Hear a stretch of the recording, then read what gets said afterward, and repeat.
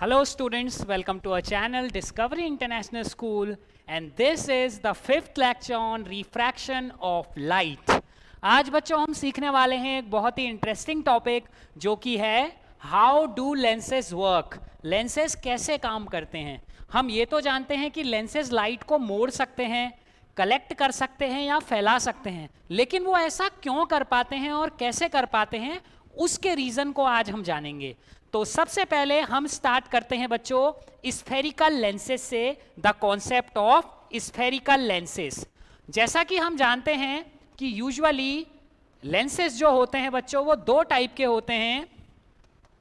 For an approximate case lenses are of two types. वैसे तो बच्चों उनके क्रॉस कॉम्बिनेशंस के थ्रू आप कई प्रकार के लेंसेज बना सकते हो. प्लेनो कॉन्वेक्स बना सकते हो, प्लेनो कॉनकेव बना सकते हो, कॉन्वेक्सो कॉनकेव बना सकते हो, कॉनकेवो कॉन्वेक्स बना सकते हो. लेकिन एट प्रेजेंट जो हमारे लिए प्रायोरिटी पे जो दो लेंसेज हैं बच्चों वो है एक डबल कन्वेक्स लेंस और एक डबल कनकेव लेंस. तो बच्चों सबसे पहले ड्रॉ करते हैं एक डबल कन्वेक्स लेंस. सो डबल कन्वेक्स लेंस बच्चों कुछ इस तरीके का नजर आता है. This is a double convex lens जिसके दोनों ही फेसेस कैसे नेचर के होते हैं, आउटवर्ड बल्ज्ड होते हैं. आउटवर्ड बल्ज्ड होते हैं यानी कि बीच में से ये थिक होता है और कॉर्नर्स की साइड को ये थिन होता है.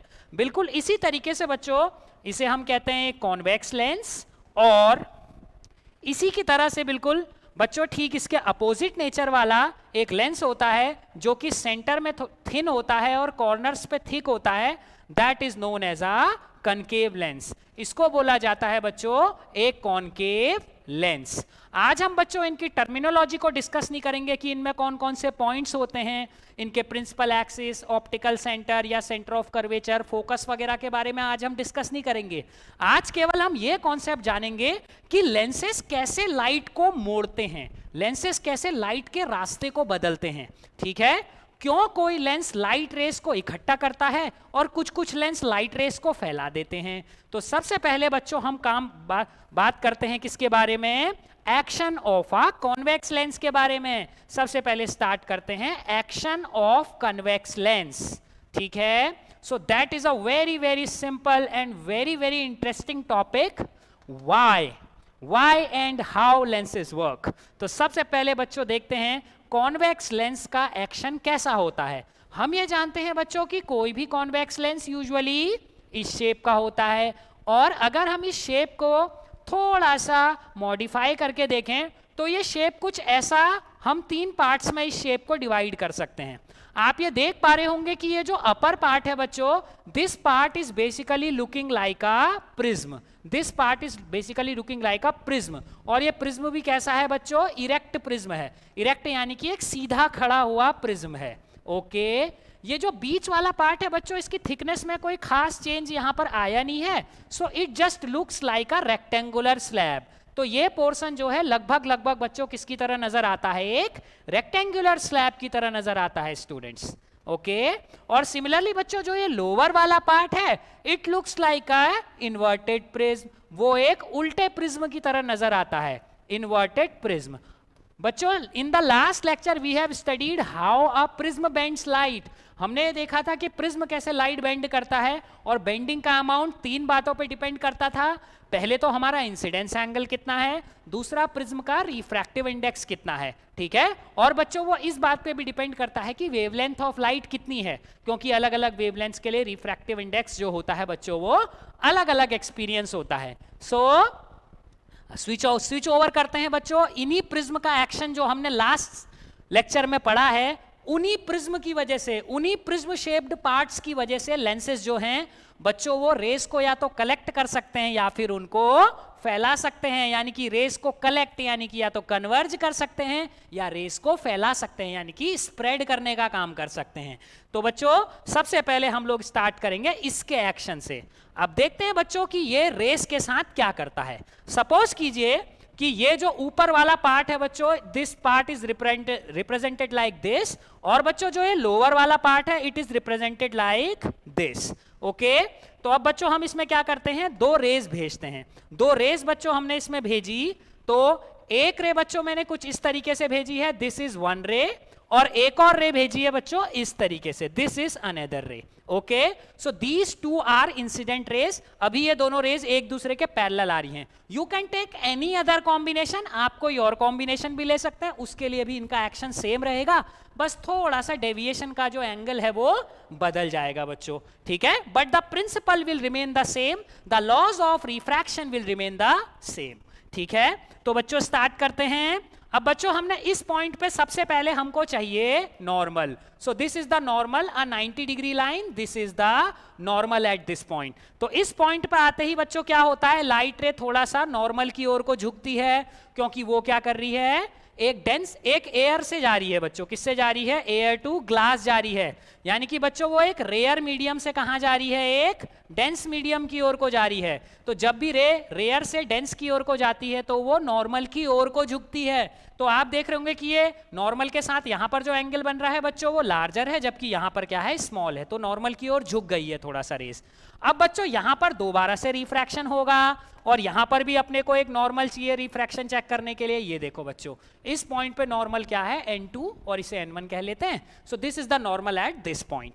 अब बच्चों जो रे है वो दोबारा से कहां पर एग्जिट कर रही है, the ray is going again to air. तो बच्चों क्या होगा रे के साथ, रे के साथ कुछ ऐसा होगा कि अब वो नॉर्मल से दूर हट जाएगी, ठीक है, ये हमारा इमरजेंस एंगल कहलाता है, जैसा हमने लास्ट लेक्चर में पढ़ा है बच्चों।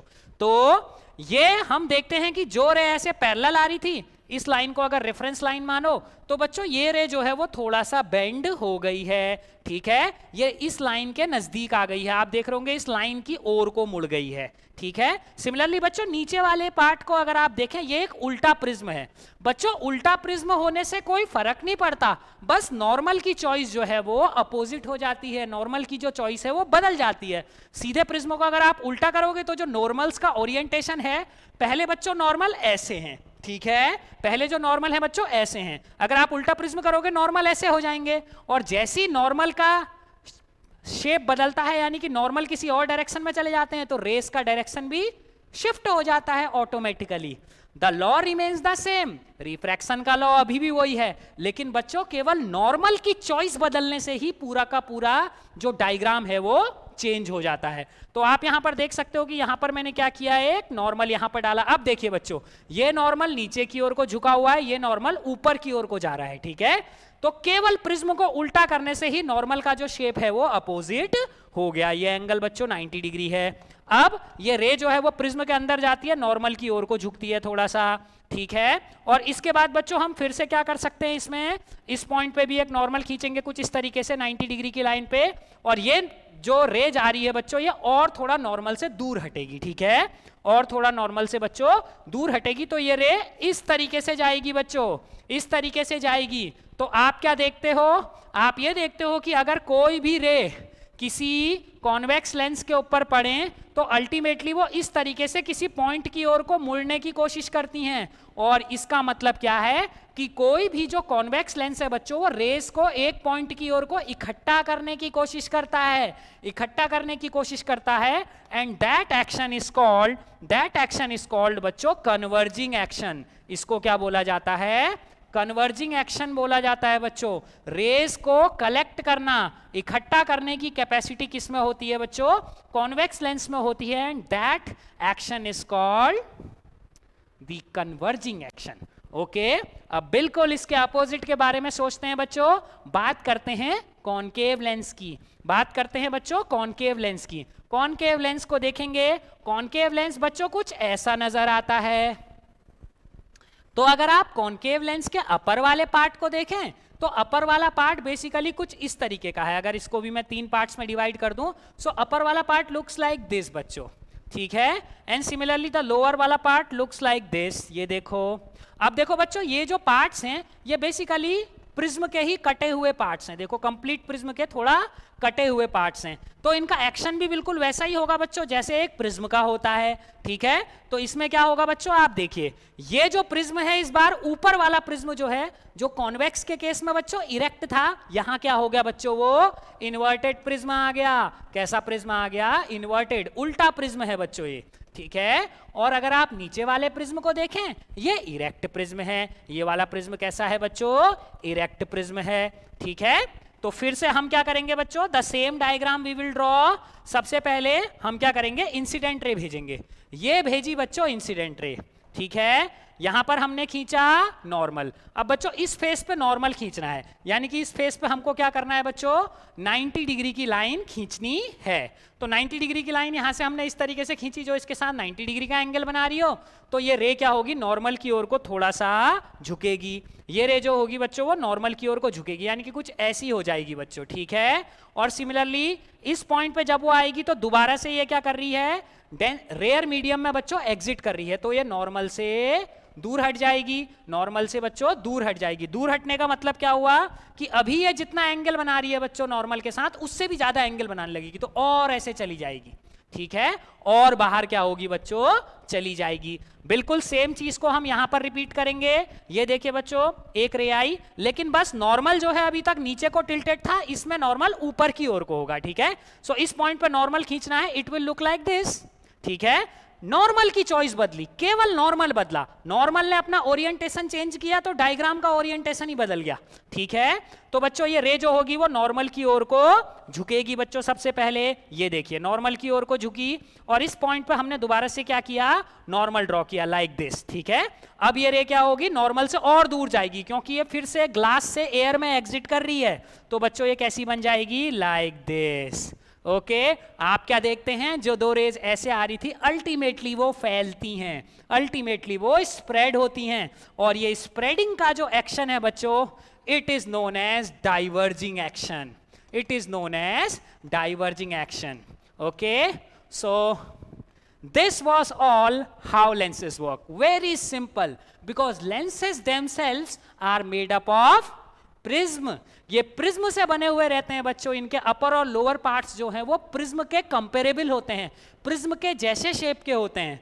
किसी में प्रिज्म जो है, ऊपर वाला प्रिज्म सीधा खड़ा है यानी कि इरेक्ट प्रिज्म है, ठीक है, और नीचे वाला प्रिज्म उल्टा होता है कॉन्वेक्स के केस में। अगर हम कॉनकेव के बारे में बात करें तो जो अपर पोर्शन है वो एक इन्वर्टेड प्रिज्म की तरह काम करता है, और लोअर पोर्शन एक इरेक्ट प्रिज्म की तरह काम करता है। और प्रिज्म की वर्किंग बच्चों हम प्रीवियस लेक्चर में जानते ही हैं।